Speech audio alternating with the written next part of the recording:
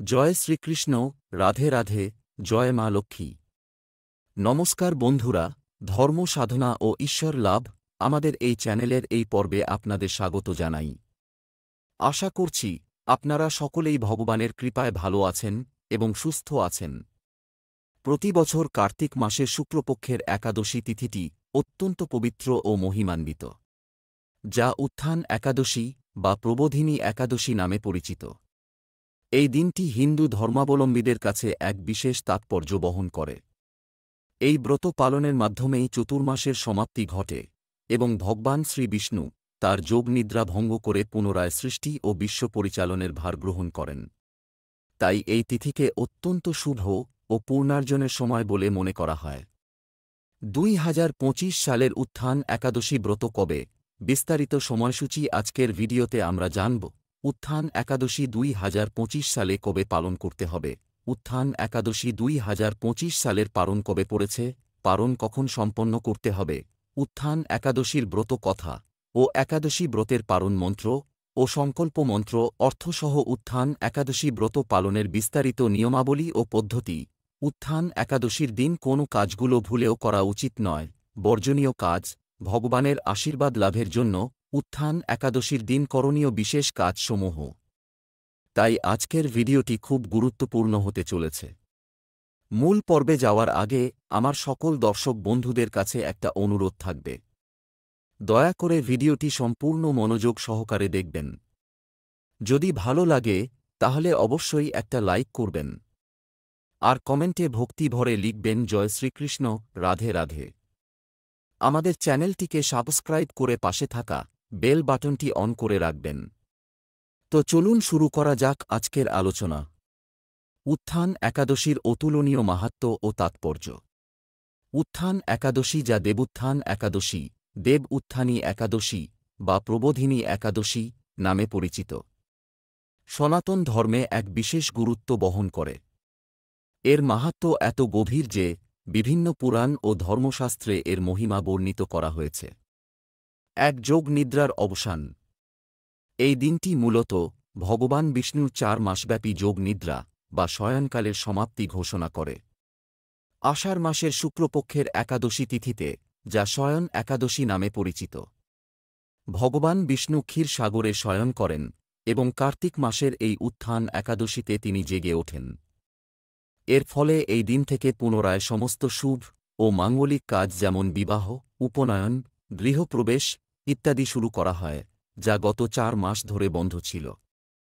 তাই এটি সকল শুভ কাজের সূচনা পর্ব। 2. তুলসী বিবাহের দিন।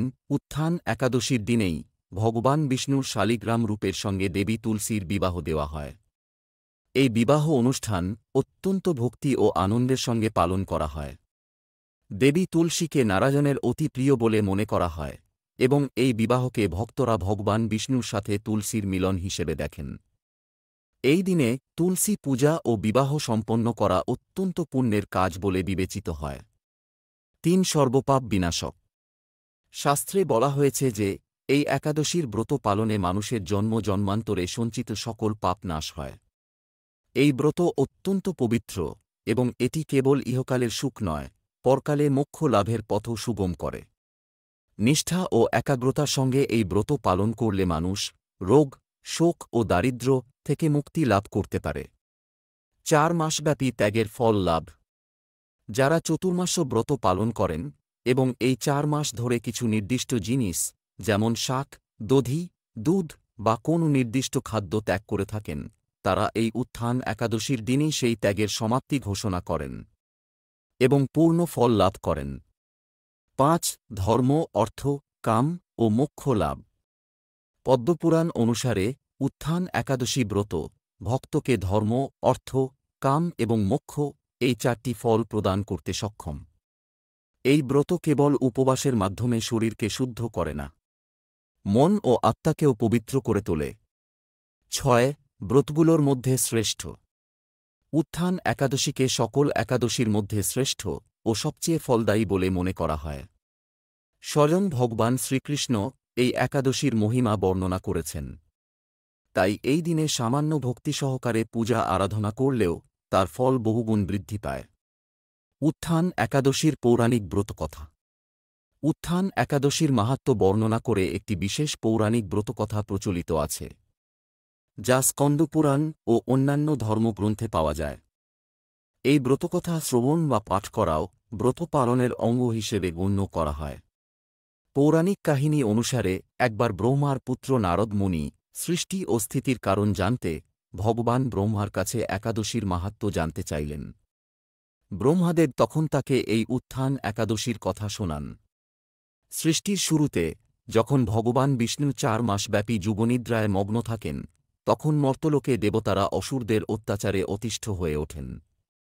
অসুরদের শক্তি তখন অনেক বৃদ্ধি পায়। এই সময় দেবতারা চিন্তিত হয়ে ব্রহ্মার কাছে প্রতিকার চাইলেন।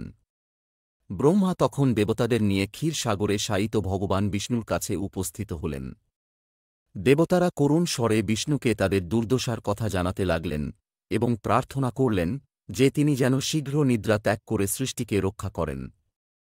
দেবতাদের আকুল প্রার্থনায় তুষ্ট হয়ে ভগবান বিষ্ণু কার্তিক মাসের শুক্লপক্ষের একাদশী তিথিতে তার যোগ নিদ্রা ভঙ্গ করলেন।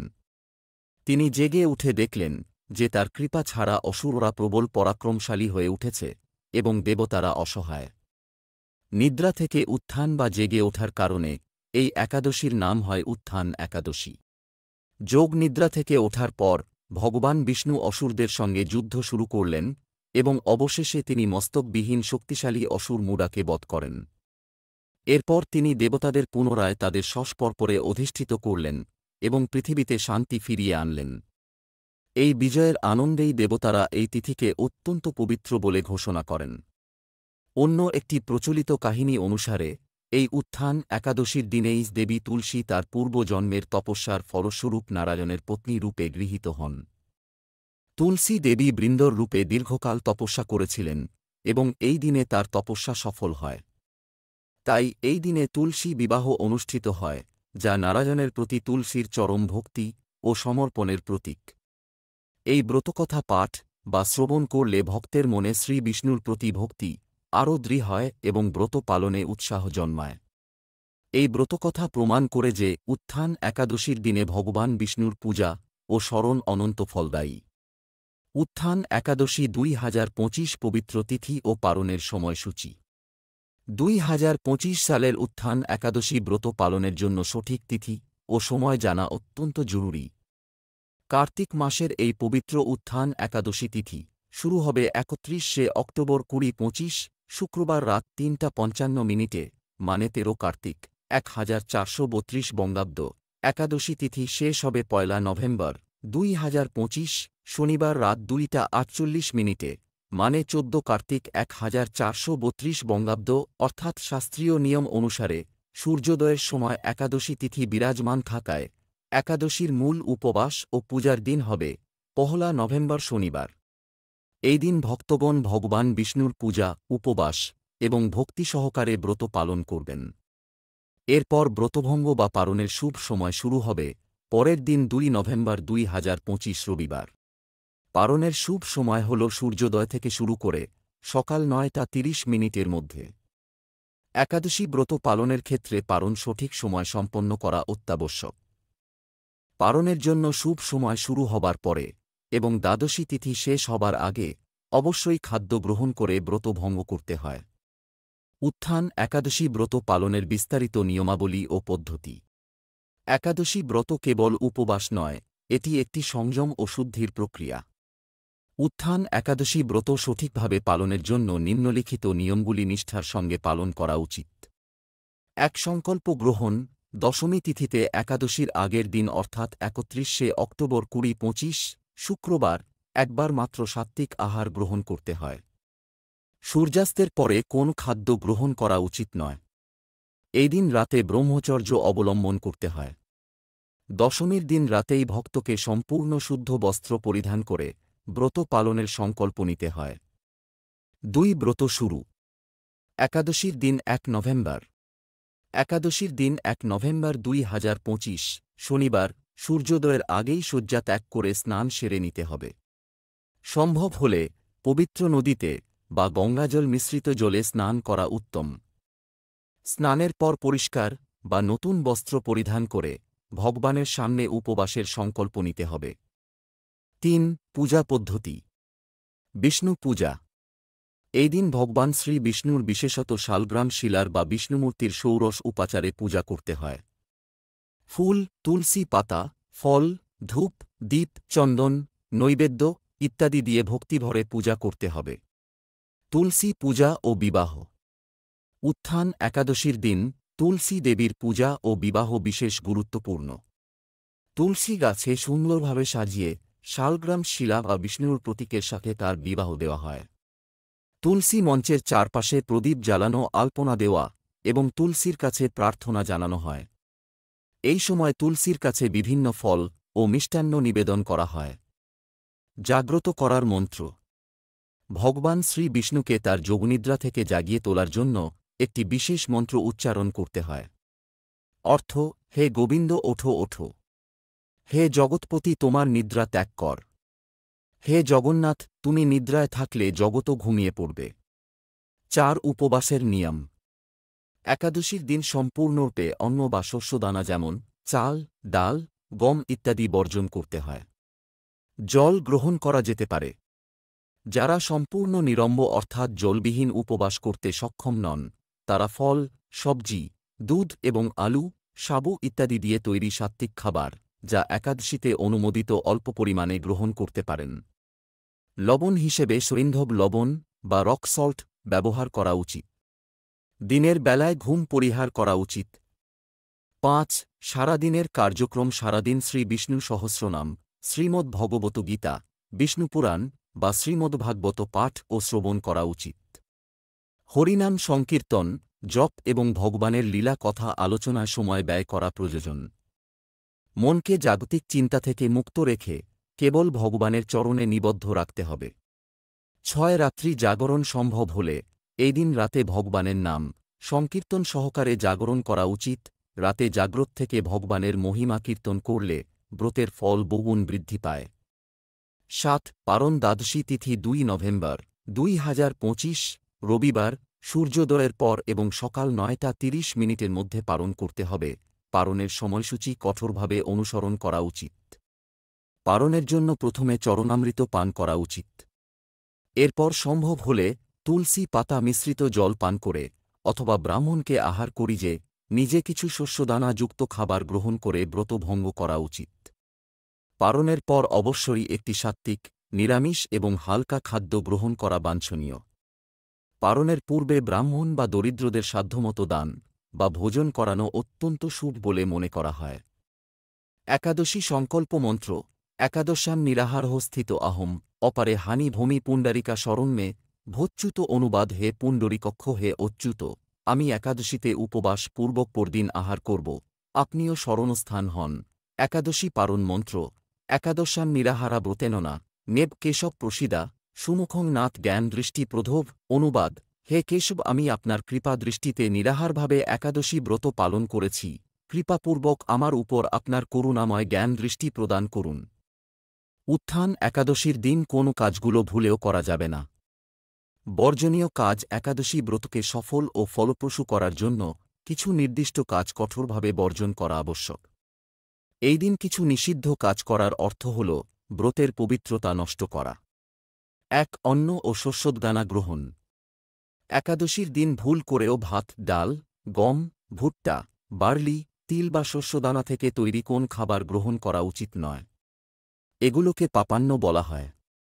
2. অন্যের দেওয়া অন্ন গ্রহণ। কোনভাবেই অন্য কারোর দেওয়া বা বাড়িতে রান্না করা সাধারণ খাবার এই দিন খাওয়া উচিত নয়। 3. রাগ, ক্রোধ ও মিথ্যা। এই দিনে কোনো প্রকার রাগ, ক্রোধ, হিংসা বা মিথ্যা কথা বলা উচিত নয়। মনকে সর্বদা শান্ত ও ভগবানে নিবদ্ধ রাখতে হবে। 4. অলসতা ও নিদ্রা। দিনের বেলায় ঘুমানো উচিত নয়। অলসতা ত্যাগ করে শ্রী বিষ্ণুর সেবায় বা নাম জপে সময় দেওয়া উচিত। রাত্রি জাগরণের সংকল্প থাকলে অবশ্যই দিনে ঘুমানো অনুচিত। 5. তামসিক খাবার ও নেশা।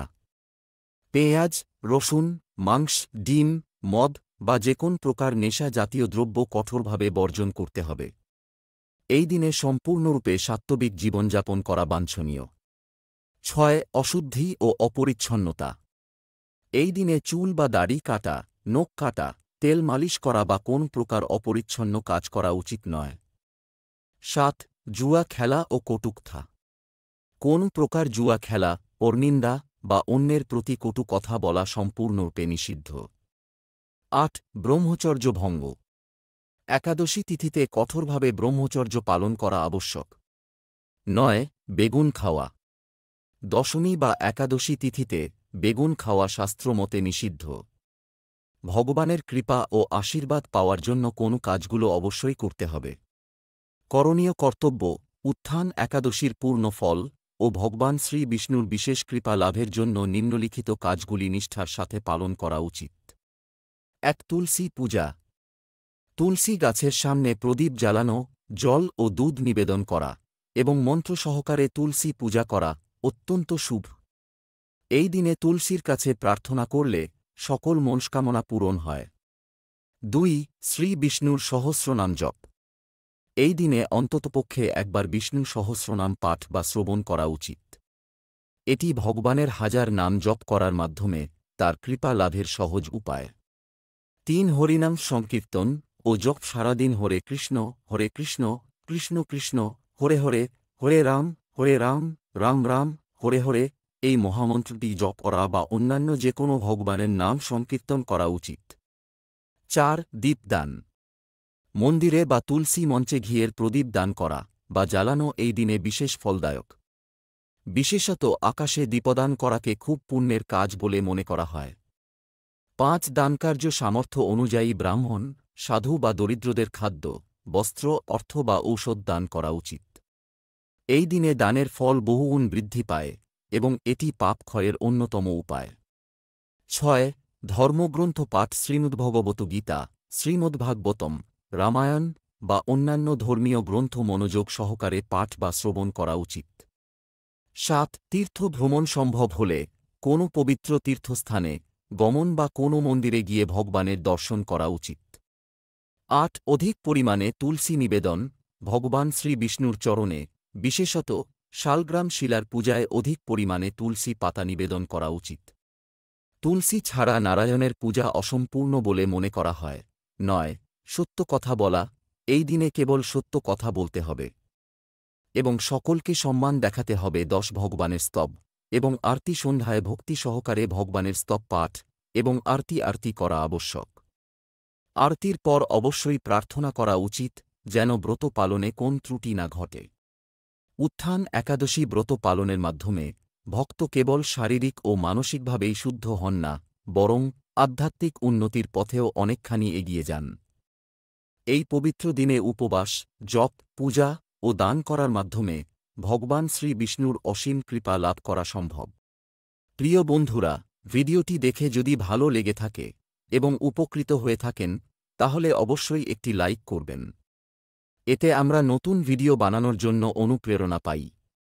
আর কমেন্টে শ্রদ্ধা ও ভক্তি ভরে একবার অবশ্যই লিখবেন, জয় শ্রীকৃষ্ণ, রাধে রাধে। এরকম তথ্যমূলক ভিডিও নিয়মিত পেতে আমাদের চ্যানেলটিকে সাবস্ক্রাইব করে পাশে থাকা বেল বাটনটি অন করে রাখবেন, যাতে এরকম তথ্যমূলক গুরুত্বপূর্ণ ভিডিও আপনারা নিয়মিত দেখতে পারেন। সকলে ভালো থাকবেন, সুস্থ থাকবেন। আপনার উপর ঈশ্বরের কৃপা সদা বর্ষিত হোক। জয় শ্রীকৃষ্ণ, রাধে রাধে।